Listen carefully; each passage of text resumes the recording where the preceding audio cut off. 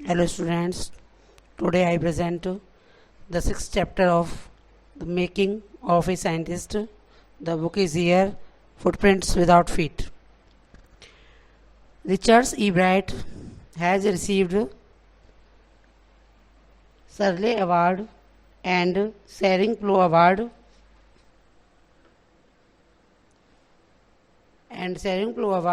for the biochemistry and molecular biology.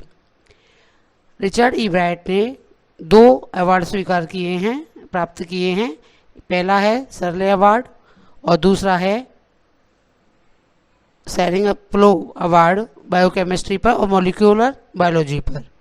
It was fascinated the butterflies that open the world of the science to him. ये तितलियों के संसार के प्रति उसका आकर्षण था जिसने उसके लिए विज्ञान जगत के नए द्वार खोल दिए थे. रीड एंड फाउंड आउट, पढ़िए और पता लगाइए.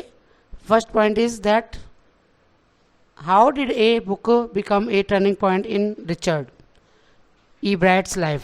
कि किस प्रकार से रिचर्ड ई ब्राइट की लाइफ में जो बुक है, कौन सी बुक थी जो उनके लिए टर्निंग पॉइंट साबित हुई उनकी लाइफ का. How did his mother help him. उनकी माँ ने उनकी किस प्रकार से सहायता की. The chapter start now. At the age of 22, 22 वर्ष की आयु में, a former scout of the year excited the scientific world with a new theory on how cells work. 22 वर्ष की उम्र में एक फॉर्मर स्काउट, भूतपूर्व छात्र था, स्काउट था, भूतपूर्व वर्ष का एक स्काउट था. उसने वैज्ञानिक जगत में नए सिद्धांत के साथ खलबली मचा दी.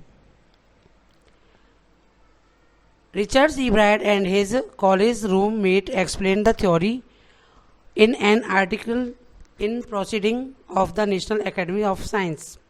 रिचर्ड एच ई ब्राइट और उनके कॉलेज के रूममेट दोनों ने इस सिद्धांत का प्रतिपादन किया an article proceeding of the national academy of science में. It was the first time, ये पहला समय था, this important scientific journal had ever published the work of the college student. ये पहली बार हुआ था कि किसी कॉलेज स्टूडेंट का किया हुआ कार्य इतनी बड़ी वैज्ञानिक पत्रिका छाप रही थी या उसको प्रकाशित कर रही थी. इन स्पोर्ट्स खेलों में that would be like making a big leagues at the age of the 15, hitting a home run your first at time bat. और ये पहला अवसर था और ये एक लीग बनाने और 15 वर्ष की उम्र में पहली बार बल्ला पकड़ते हुए घरेलू क्रिकेट में रन बनाने जैसा था. Richard a bright, it was the first a long string of the achievement in science and the other fields. Richard E bright के लिए विज्ञान और दूसरे क्षेत्र में लंबी श्रृंखला में एक नई उपलब्धि थी और यह सब स्टार्ट हुई. It all started with butterfly. ये सब कुछ उसका बटरफ्लाई उनके साथ हुआ. An only child, Ebright grew up the north Reading Pennsylvania. और वह अकेला बच्चा, ओनली चाइल्ड जो था, ई ब्राइट ग्रू अप, बड़ा हुआ था वो, नॉर्थ मीन्स उत्तरी साइड में पैदा हुआ था वो, और grew up north of Reading, north उत्तरी साइड में उसने पढ़ना स्टार्ट किया, बड़ा वो पेंसिल्वेनिया में. There was not much I could do there. लेकिन वह वहाँ ज़्यादा कुछ और अधिक नहीं कर पाया. इसके बाद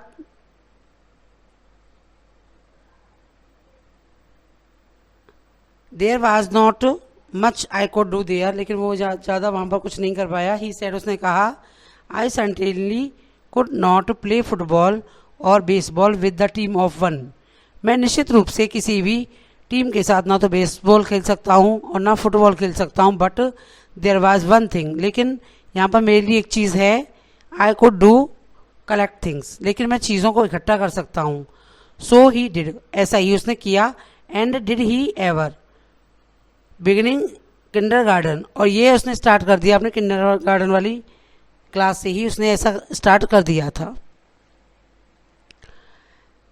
ई ब्राइट कलेक्टेड बटरफ्लाईज, ई ब्राइट बटरफ्लाइयों को इकट्ठा करता था विद द सेम डिटर्मिनेशन, उसी दृढ़ निश्चय के साथ, that has marked all his activities, जिस प्रकार से वो अपनी सारी एक्टिविटी करता था उसी प्रकार से एक एक्टिविटी उसकी ये भी शामिल थी कि वो तितलियों को इकट्ठा किया करता था. ही ऑल्सो कलेक्टेड रॉक्स, और वह चट्टानों के टुकड़े, फॉसिल्स एंड कॉइन्स, सिक्के भी जमा किया करता था. He became an eager astronomer too, और वह एक उत्सुक एस्ट्रोनॉमर भी था. Sometimes star gazing all night, कभी कभी वो पूरी रात सितारों को देखता रहता था. From the first he had driving curiosity along with the bright mind, और पहली बार से ही हैड ड्राइविंग क्यूरियोसिटी, उसके अंदर क्यूरियोसिटी बढ़ती जा रही थी उसके दिमाग में. He also had a mother, उनकी एक माँ थी जो वो एनकरेज, वो उनको हमेशा प्रोत्साहित करती थी. हिज इंटरेस्ट इन लर्निंग, उनका सीखने में जो भी इंटरेस्ट था उसको और ज़्यादा बढ़ाती थी. She took him on trip, वह उनको यात्राओं पर ले जाती. बॉट हिम टेलीस्कोप, और उन्होंने उनको एक टेलीस्कोप भी खरीद कर दिया, माइक्रोस्कोप भी दिया, कैमरा भी दिए उनको, माउंटेनिंग मटेरियल भी दिया ला करके, एंड अदर इक्विपमेंट, और बहुत सारे ऐसे इक्विपमेंट दिए. And help him in many other ways, और उसकी बहुत प्रकार से उनकी सहायता की. I was his only companion until he started school, मैं केवल अपना खुद ही साथी था जब उसने अपना स्कूल स्टार्ट किया. हिज मदर सेड, उसके माँ ने कहा, after that I would bring home friends for him, कि वह उसके लिए उसके मित्रों को घर पर लेके आएगी. बट एट नाइट, लेकिन रात में, we just did things together, हम रात में ये सारे काम साथ साथ करेंगे. Richie was my whole life after his father died when Richie was in the 3rd grade. Richie नाम का बच्चा जो उसका पूरी जीवन में साथी रहा है, जब उसके पिता की मृत्यु हो गई थी तब Richie was in the 3rd grade, Richie 3rd grade में था.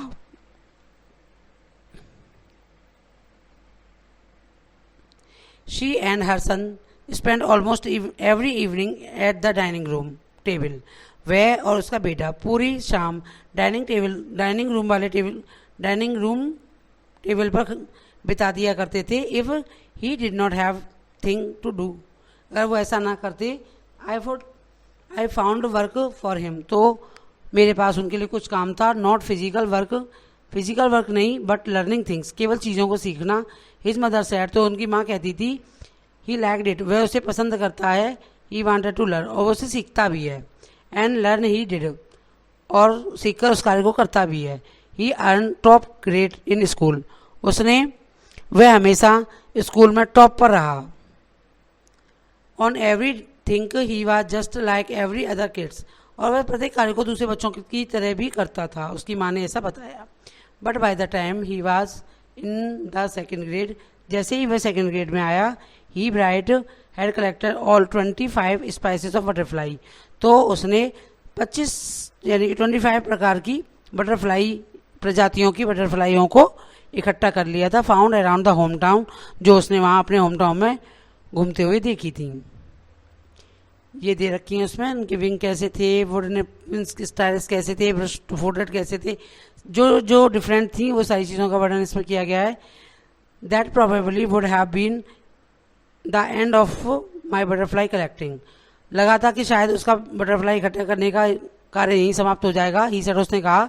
But then my mother got me a children's book, तभी उसकी माँ उसके लिए एक चिल्ड्रन वाली बुक, बच्चों की एक किताब लेकर के आई. The travel of the monarch 10th की यात्रा की कहानी. That book which told how monarch butterfly migrate central America, और उसमें जिस किताब ने उसको समझा दिया कि किस प्रकार से मोनार्च की बटरफ्लाई सेंट्रल अमेरिका से माइग्रेट करती हैं. Open the world of the science to eager younger collector, तो छोटे से बच्चे के मन में साइंस के प्रति झुकाव हो गया, और वह छोटा बच्चा जो चीज़ों को इकट्ठा करना चाहता था, उसके लिए साइंस के दरवाजे खुल गए. At the end of the book, किताब के अंत में, रीडर्स को इन्वाइट किया गया था to help study butterfly migration, कि वह बटरफ्लाइयों के माइग्रेशन के बारे में पढ़ सकें. They were asked to tag butterflies for research by doctor Frederick. उनको कहा गया, डॉक्टर फ्रेडरिक के द्वारा कहा गया था कि वो बटरफ्लाइयों को इकट्ठा करके उन पर रिसर्च करें। And Urquhart of the University Toronto, Canada, E. Brad's mother wrote up to Dr. Urquhart, and soon E. Brad was attaching light adhesives tag the wings of monarchs. Anyone who found a tagged butterfly was asked to send to tag the Dr. Urquhart. शायद तितली संग्रह करने का अंत था, लेकिन जब उसकी माँ ने उसे बच्चों की पुस्तक दे दी थी तो उसका ज़्यादा इंटरेस्ट उसमें आ गया था। पुस्तक के अंत में तितली प्रवास का अध्ययन करने के लिए आमंत्रित किया गया था। उसमें डॉक्टर फ्रेडरिक ए. अर्कहार्ट, टोरंटो विश्वविद्यालय कनाडा द्वारा रिसर्च के लिए तितलियां चिपकाने के लिए कहा गया था। तो एब्राइट की माँ ने डॉक्टर अर्कहार्ट को लिखा और शीघ्र ही एब्राइट मोनार्क तितली के पंखों को एक हल्की चिपकाने वाली चीज़ से चिपकाने लगा।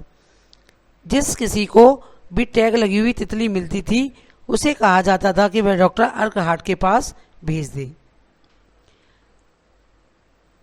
The butterfly collecting season around reading last 6 weeks late summers. तो बटरफ्लाइयों को कलेक्टिंग करने का सीजन था। चारों तरफ बटरफ्लाई 6 सप्ताह से घूम रही थी। शी ग्राफ लो, उसका ग्राफ दे रखा है नीचे। If you are going to chase them one by one, यदि तुम एक एक करके उनका पीछा करोगे तो you wouldn't catch very many, तो वो बहुत ज़्यादा अधिक मात्रा में आप इकट्ठी नहीं कर पाओगे। So the next step Ebright was raise a flock of the butterflies. तो अगला स्टेप था कि वो कैसे ही करके पूरा झुंड पकड़ पाए। He would catch a female monarch, तो उसने एक फीमेल मोनार्च को पकड़ लिया। टेक हर एग्स, उसके अंडे भी ले लिए। And raise them in his basement, और उनको अपने बेसमेंट में नीचे ले गया। थ्रो देयर लाइफ साइकिल, उनकी लाइफ साइकिल, उनके जीवन चक्र के बारे में जानने के लिए कि वो किस प्रकार से फ्रॉम एग्स से लेकर के कैटरपिलर बने, प्यूपा बने, अडल्ट बटरफ्लाई किस प्रकार से बनी, पूरे जीवन चक्र के बारे में जानने के लिए उसने ऐसा प्रयास किया। Then he would tag the butterfly, उसके बाद उसने उन बटरफ्लाइयों को टैग लगा दिए उनके पंखों पर। एंड लेट देम गो, उनको जाने दिया। For several years his basement was home to the thousands of monarch. सैकड़ों सालों तक उसका पूरा बेसमेंट जो था नीचे वाला, उसमें थाउजेंड्स ऑफ मोनार्च थी in different stage of development, अलग अलग प्रकार के डेवलपमेंट कर रही थी। जैसे क्रॉसमर विंग्ड वाली ये थी, ये हो गई 8, और वुड निम्फ सेट्रैट वाली 2, वाइट एंड द सल्फरस ये 3 पे आ रहा है इसका, और मोनार्च 1 और snout 1। Number of the collected थी जितनी उसने इकट्ठी की थी। Eventually I begin to lose interest in tagging butterfly, उसके बाद उनका बटरफ्लाइयों में टैग लगाने का इंटरेस्ट थोड़ा कम होने लगा। It is tedious and there is not much feedback, क्योंकि इसमें ज़्यादा ट्रेडियस नहीं था और कोई फीडबैक भी नहीं मिल रहा था। E Bright said, E Bright ने कहा इन ऑल द टाइम, कि पूरे समय आई डिड इट, कि मैंने बस इतना ही किया। ही लाफ्ड, वो हंसा। Only 2 butterflies I had tagged were recaptured, जो बटरफ्लाई उसने टैग्ड की थी उनमें से केवल 2 बटरफ्लाइयों को वो पकड़ पाया है दोबारा से। And they were not more than 75 miles from where I lived, और वो लगभग उससे केवल 75 माइल दूर तक ही थी जहाँ वो रहता था। What lesson does the E Bright learn when he does not win anything at the science fair, क्या सबक उसने सीखा जब वो साइंस के फेयर में कोई भी इनाम नहीं जीत पाया। What experiment and the projects does the undertake, उसने क्या क्या एक्सपेरिमेंट और प्रोजेक्ट बनाए इस कार्य को करने के लिए। वाट आर द क्वालिटीज़, क्या गुण थे। And go to the making scientist, कौन कौन सी क्वालिटियों ने उसे साइंटिस्ट बनने में मदद की। देन द 7th ग्रेड, जब वो 7वीं कक्षा में आया, ही गॉट ए हिंट, तो उसे एक हिंट प्राप्त हुआ। वाट रियल साइंस इज, कि रियल साइंस है क्या। When he enter the country science fair, जैसे ही वह कंट्री साइंस के फेयर में गया, मेले में, एंड लॉस्ट ऑफ हो गया। It was really a sad feeling to sit there and not getting anything, उसके लिए बहुत ये दुखद भावना रही उसके मन में, क्योंकि वहाँ बैठा रहा, उसने कुछ भी प्राप्त नहीं किया। While everybody else had one something, जबकि किसी न किसी बच्चे ने कुछ ना कुछ जीता था।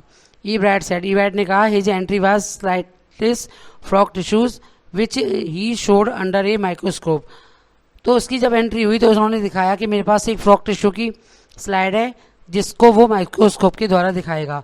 ही realised the winners and had tried to do the real experiment. उसने महसूस किया कि जो विनर्स थे वो रियल एक्सपेरिमेंट कर रहे थे, not simply make a neat display, ना कि कोई साधारण सा प्रयोग। Already he the competitive spirit that drives Richard's Ebright's was appearing. अब उसके अंदर प्रतियोगात्मक भावना का विकास हुआ और वो भी कुछ बनना चाहता था। कहता आई न्यू दैट, मैं जानता था next year fair I would have to do real experiment. उसे पता चल गया था कि अगली साल उसे कुछ ना कुछ वास्तविक एक्सपेरिमेंट करने पड़ेंगे। ही सेड, उसने कहा द सब्जेक्ट, वह सब्जेक्ट कौन सा ले, I know most about the insect, वो केवल एक इंसेक्ट के बारे में ही अधिक जानता था। Would work I would been doing in the past several years, और पिछली सालों में उसने सारी खोज या जो भी एक्सपेरिमेंट किए थे वो इंसेक्ट के ऊपर ही किए थे। सो इसीलिए he wrote to the doctor Urquhart for the ideas, तो उसने डॉक्टर अर्कहार्ट को आइडिया के लिए लिखा। And back came a stack of the suggestion for experiment, तो उसके लिए बहुत सारे एक्सपेरिमेंटों के सुझाव वहाँ से वापस आए जवाब में। Those kept Ebright busy all through high school, तो इन सब चीज़ों ने उसे हाई स्कूल में बहुत बिजी रखा। And lead to prize project in the country and the international science fairs, और उसे वो प्रोजेक्ट जो थे कंट्री और इंटरनेशनल साइंस फेयर में प्राइज जिताने में कामयाब हुए। For his 8th grade project, उसका 8वीं क्लास का जो प्रोजेक्ट था, E Brad try to find the cause of a viral diseases. E bread ने कोशिश की थी जो कोई वायरल डिजीजेस थी उसके बारे में जानने के लिए, that kills nearly all monarch, जिसने कि सारे मोनार्च को, कैटरपिलर्स को एवरी फ्यू ईयर्स में मार दिया था। ई ब्रैड ने सोचा the disease might be carried by a beetle, तो उसने सोचा था कि शायद ये बीमारी बीटल के द्वारा फैल रही है। He tried raising caterpillar in the presence of beetle, तो उसने कोशिश की कि किसी प्रकार से बीटल की उपस्थिति में कैटरपिलर्स को पाला जाए या बढ़ाया जाए। I did not get any real result, तो उसे कोई भी रियल रिजल्ट प्राप्त नहीं हुआ। ही सेड, उसने कहा, बट आई वेंट अहेड, लेकिन वह लगातार अपना कार्य जारी रखा उसने। And showed that I had tried experiment, और वो कहता है कि वह लगातार एक्सपेरिमेंट करता रहा। दिस टाइम आई वन, यह समय था कि वो जीत रहा था। द नेक्स्ट ईयर, अगली साल में, this science fair project was testing the theory, इस साइंस फेयर में उस थ्योरी को टेस्ट करना था। That viceroy butterflies copy monarch, the theory was that viceroy looks like the monarch because monarch did not taste good to birds. उसने देखा कि चिड़ियों को मोनार्च को खाने में कुछ ज़्यादा इंटरेस्ट नहीं था और उन्हें वो खाने में बिल्कुल भी पसंद नहीं थी। चिड़ियाँ बिल्कुल भी उनको खाने में इंटरेस्ट नहीं ले रही थी।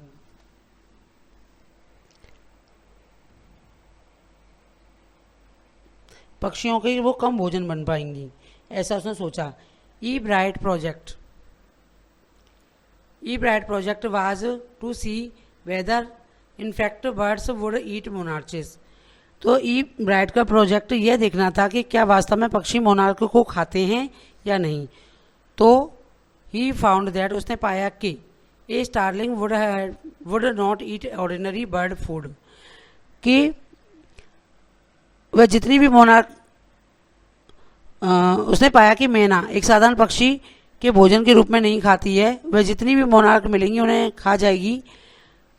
एब्राइट ने कहा कि बाद में लोगों को रिसर्च द्वारा वह प्रदर्शित हुआ कि वायसराय शायद मोनार्क की नकल करती है। इस प्रोजेक्ट को जीव विज्ञान में प्रथम और पूरे काउंटी विज्ञान में तीसरा स्थान मिला था। उसने ये सिद्ध कर दिया था, ठीक है। It would eat all the monarch, के वो सब मोनार्च को खा जाएगी जो मैना नाम की चिड़िया है। Said later research by the other people showed the visitors probably do copy monarch, सभी कहते थे कि वो मोनार्च की कॉपी करती है। इस प्रोजेक्ट ने तीसरा स्थान पाया था उस मेले में, जूलॉजी डिवीजन में, 3rd overall in the country science fair में।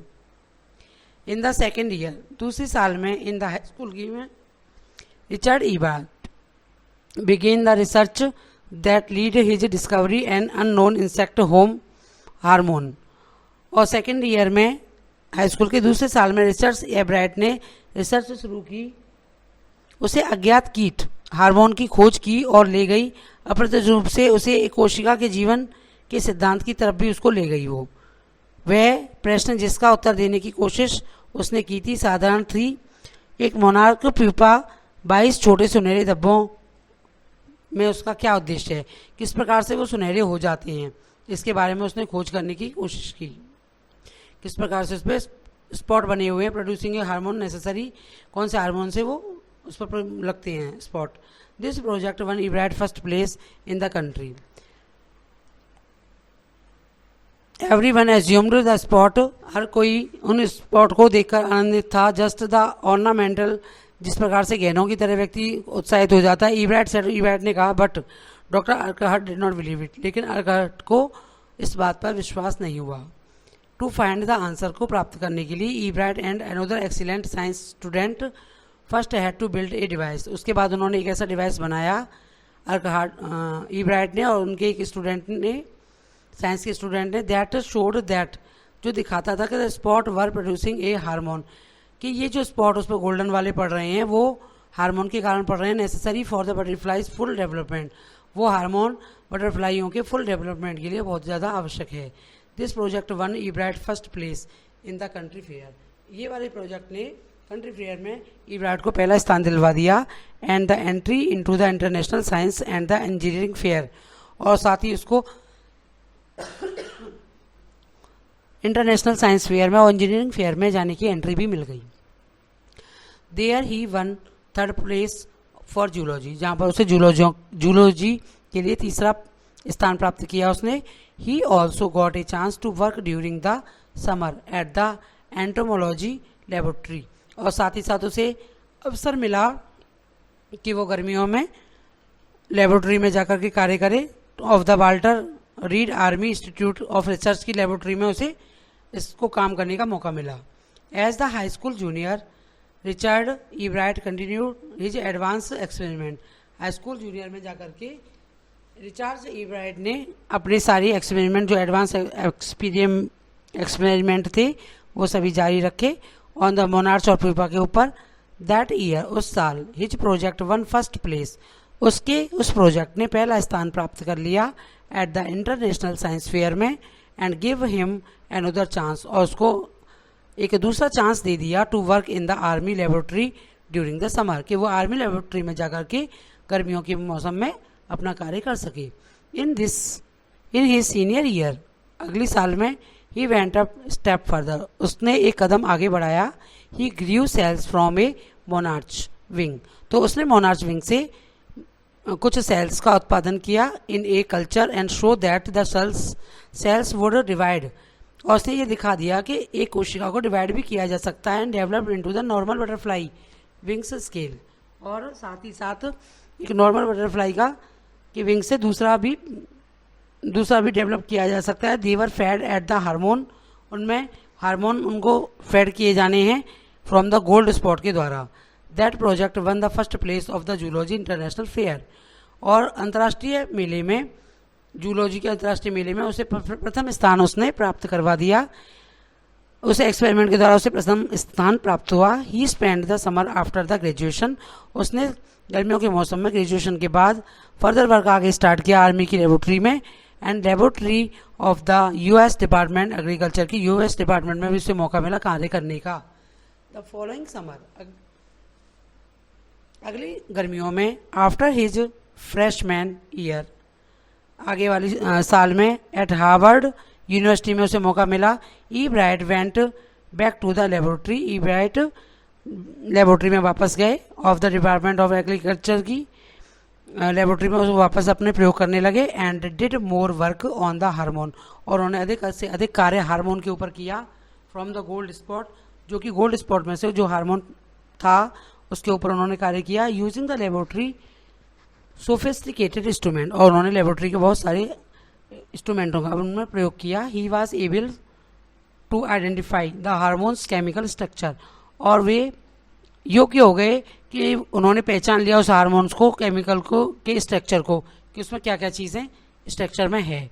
ए year and a half later, 1.5 साल बाद, ड्यूरिंग हिज जूनियर ईयर, अपनी जूनियर ईयर में, Ebright got an idea for his new theory, तो इब्राइट को अपने नए सिद्धांत के लिए एक विचार मिल गया अबाउट द सेल लाइफ, कोशिका के जीवन के ऊपर नया विचार था उनका, उस पर उन्हें एक आइडिया मिल गया।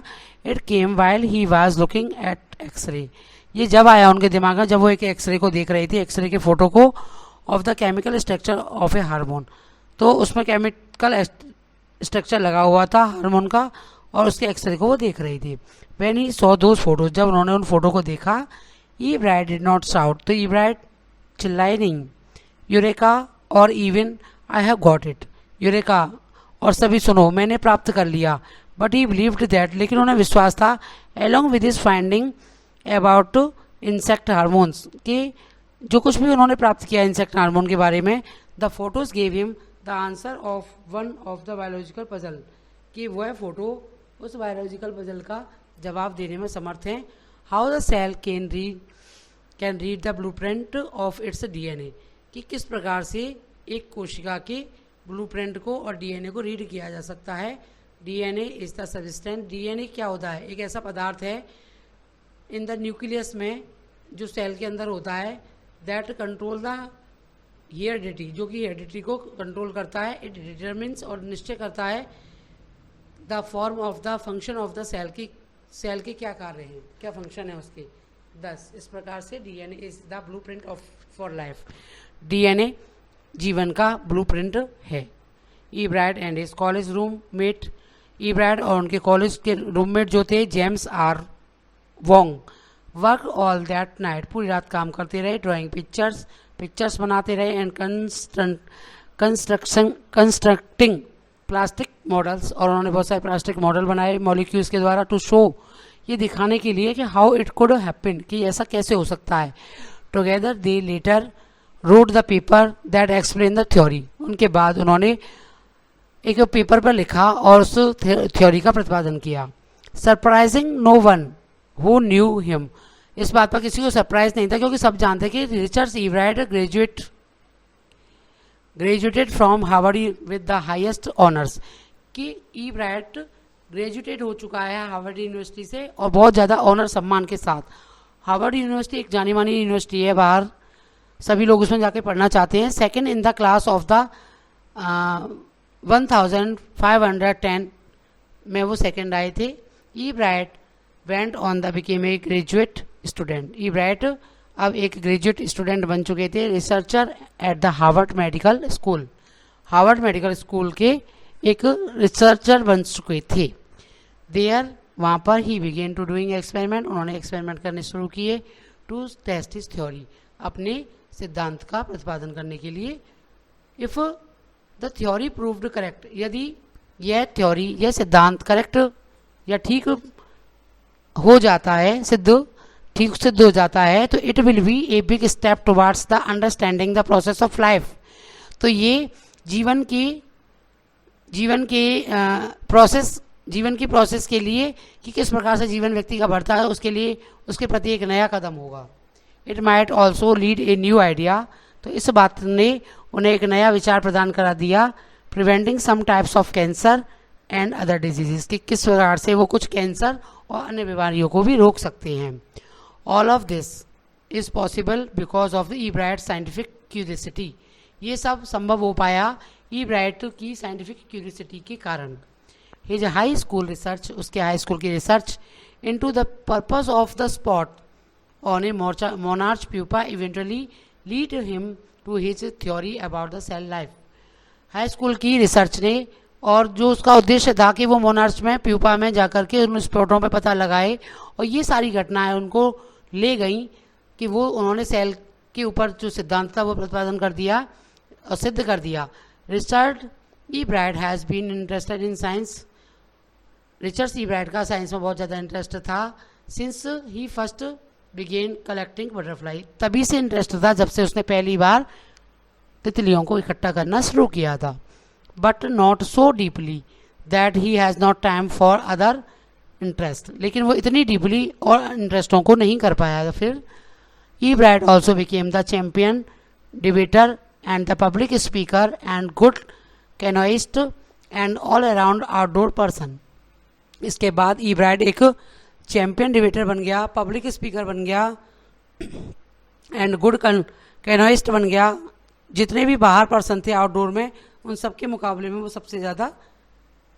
सबसे आगे वाला डिबेटर साबित हुआ।